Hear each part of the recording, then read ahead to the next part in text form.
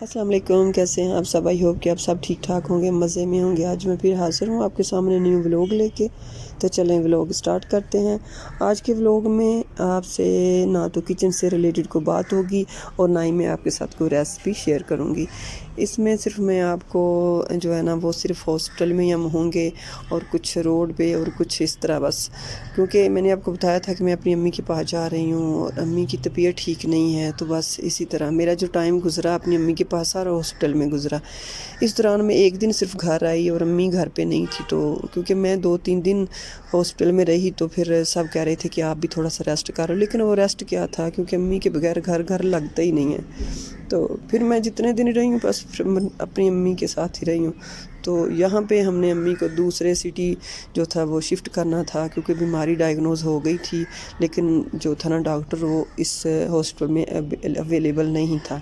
یہاں پہ امی کی تھوڑی سی تیاری کی ہے اور امی تو کہہ رہی تھی کہ میں گھر جاؤں گی، مہندی لگاؤں گی، تو میں امی کو بتا رہی تھی، میں نے کہا ہاں امی اب گھر جائیں گی تو پھر میں آپ کو مہندی بھی لگاؤں گی، مطلب ان کا دل خوش کرنے والی باتیں کر رہی تھی کہ وہ ذرا فریش ہو جائیں۔ تو ان کے ہاتھوں پہ ڈریپس لگ کے اس قدر برے حالات تھے۔ پھر میں نے تھوڑا سا گرم پانی کے ساتھ ٹاول کے ساتھ تھوڑا سا ہاتھوں کو اوپر گرم پانی سے تھوڑی سی ٹکور کی اور ان کو جو تھا کپڑے وغیرہ چینج کروائے، کیونکہ ہاسپٹل میں جتنی مرضی بھی آپ کیئر کر لو گھر تو گھر ہی ہوتا ہے نا۔ لیکن خوشی اس چیز کی تھی کہ ہمیں خود اپنی ماں کے ساتھ تھی اور ہر طرح سے خیال رکھ رہی تھی، میڈیسن وغیرہ کا بھی، ہر چیز کا، کیونکہ اس ٹائم پہ آپ کے پیرنٹس کو آپ کی بہت ضرورت ہوتی ہے۔ یہ نہیں ہوتا کہ آپ جو بچے ہو نا صرف اس لیے ہو کہ آپ کو کھلایا پلایا بڑے کر دیا اور آپ کی شادیاں کر دیں، آپ کی بہت ساری رسپانسبلٹیز ہوتی ہیں اور یہ ہم پوری کر ہی نہیں پاتے۔ ہم اپنے بچوں میں اس قدر بیزی ہو جاتے ہیں کہ ہم پلٹ کے ہی نہیں دیکھتے۔ تو میں تو ویسے ہی سال کے بعد اپنی امی کے پاس جاتی تھی، لیکن اس بار میں نے سوچا کہ جو بھی ہو جائے بس میں ٹائم گزاروں گی۔ یہاں میں لفٹ میں آئی تھی، میں نے کیونکہ امی آکسیجن ڈپینڈنٹ تھیں تو ہمیں یہ تھا کہ لفٹ جو ہے نا وہاں پہ کافی ٹائم ہمیں آگے کھڑے رہنا پڑتا تھا، اور پھر جب وہ گراؤنڈ فلور پہ آتی تھی تو پھر جو تھا لے کے جانا پڑتا تھا۔ پھر میں نے سوچا کہ میں خود جا کے چیک کرتی ہوں، اور اتنی دیر تک جو تھا نا میں نے بس جو بھی تھا رول اصول کے خلاف تھا، لیکن میں نے اس کو کھول کے تو میں اس کے ڈور میں کھڑی ہو گئی تھی کہ اب بس امی کو اندر ہم کریں اور پھر ہم نیچے لے کے جائیں تو پھر آگے پروسیس دوسرا ہوگا۔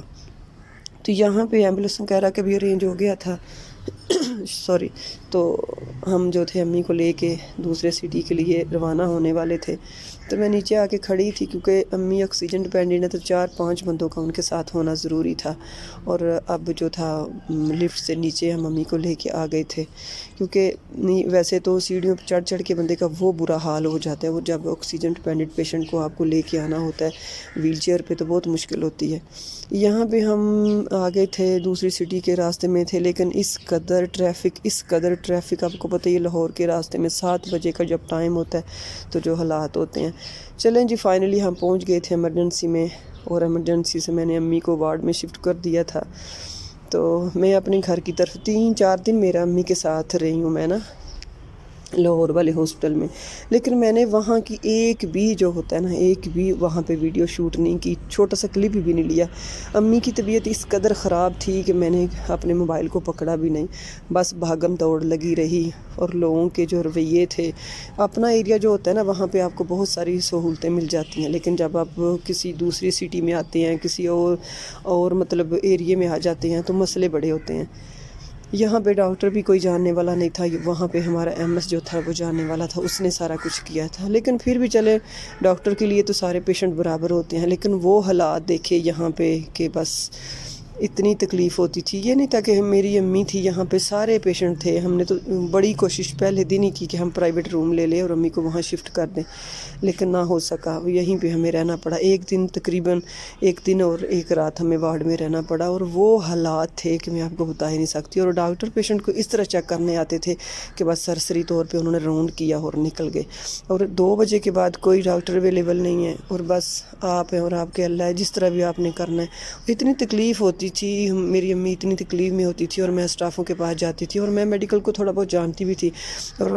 ان کے پاس ایسا ہوتا ہے کہ جب نہیں ان کے پاس کوئی ڈاکٹر اویلیبل ہوتا تو وہ خود ہی ہینڈل کرتی ہیں۔ اور اتنا رش پیشنٹ کا ہوتا ہے کہ انہوں نے جو انٹرینڈ بچے رکھے ہوتے ہیں ان سے وہ انجیکشن لگوا رہی تھی، اور تکلیف اس چیز کی ہو رہی تھی کہ جن کو تو نہیں پتہ، وہ تو آگے بازو ہاتھ کر رہے تھے، اور میں نے ان کو سختی سے کہہ دیا، میں نے کہا انٹرینڈ بندہ جو ہے نا وہ میری امی کو آئی ایم انجیکشن نہیں لگائے، جو انٹرا مسکولر ہے وہ انجیکشن نہیں لگائے گا کیونکہ یہ بہت ڈینجرس ہوتا ہے۔ تو اس نے بڑا گھور کے میری طرف دیکھا کہ یہ کیا کر رہی ہے۔ میں نے کہا یہ غلط ہے، آپ خود جا کے انجیکشن لگائیں نا، وہ فیمیل ہے، آپ ہپ پہ لگا سکتی ہیں، آپ نہ بازو پہ لگائیں، ان کے اوپر تو گوشت بھی نہیں ہے۔ تو بس ان کو بہت برا لگا اور بہت ہمیں اریٹیٹ کیا۔ تو یہ ہے کہ جب بھی آپ ہاسپٹل میں جائیں تو یہ سوچ کے اور یہ خیال کر کے جائیں کہ آپ اپنے خود ڈاکٹر ہوں، آپ کو پتہ ہو آپ کو کیا مسئلے مسائل ہیں، آپ ہسٹری اچھے سے دینا جانتے ہوں کہ مجھے کہاں پہ درد ہوتی ہے، کس طرح ہوتی ہے، کب شروع ہوئی، یہ ساری چیزیں اگر آپ کو پتہ ہوگی تو ڈاکٹر کو آپ کی بیماری جو ہے نا ڈائگنوز کرنے میں بہت آسانی ہو جائے گی۔ ورنہ نہیں تو آپ ٹیسٹوں پہ آ جائیں گے، آپ کے بار بار ٹیسٹ لیے جائیں گے، بار بار آپ کے اوپر ایکسپیریمنٹ اینٹی بائیوٹک کا کیا جائے گا، اور آپ کی حالت پہلے سے بھی جو ہے نا بری ہو جائے گی۔ تو آپ سب سے یہی ریکویسٹ ہے کہ کوشش کریں کہ آپ کے بڑوں کو جو بھی بیماری ہے آپ اچھے سے جانتے ہوں، آپ پورے ان کے ساتھ شامل ہوں کہ ان کو کیسے ہوا، کیوں ہوا، کس طرح اٹیک ہوا، جو بھی بیماری ہو۔ تو اسی طرح میں نے پوری جو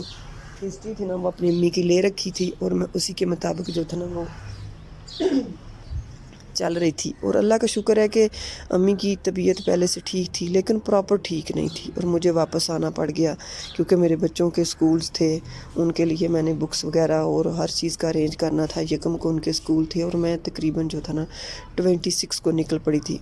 تو یہاں پہ اپنے گھر کی طرف روانہ ہوں کیونکہ گھر میں بیٹے کو اکیلا چھوڑا ہوا تھا، اور اس نے بھی گھر میں جو حالات کیے ہوں گے، مجھے کسی چیز کی ٹینشن نہیں تھی۔ میں نے بس یہی سوچا تھا کہ جو میرا ٹائم میری امی کے ساتھ گزرے گا نا، اسے میں نے یہ سوچنا ہی نہیں ہے کہ میرے پیچھے کیا ہو رہا ہے اور میرے بچوں کا کتنا لاس ہو رہا ہے، کیونکہ میں نے کبھی بھی 1 سال سے پہلے امی لوگوں کے پاس نہیں گئی، 6 ماہ 1 سال کے بعد جاتی تھی، 2-3 دن رہتی تھی اور افراتفری پڑی ہوتی تھی، میرے فلاں بچے کا فلاں کام ہے، میرے فلاں بچے کی یہ ٹینشن ہے، تو میں بھاگ آتی تھی۔ لیکن اس بار جب میں نے اپنی امی کی کنڈیشن دیکھی اور میں نے سوچا کہ یہ ٹائم تو ہم پہ بھی آنا ہے، اور ہم ایسے بھاگم دوڑ اس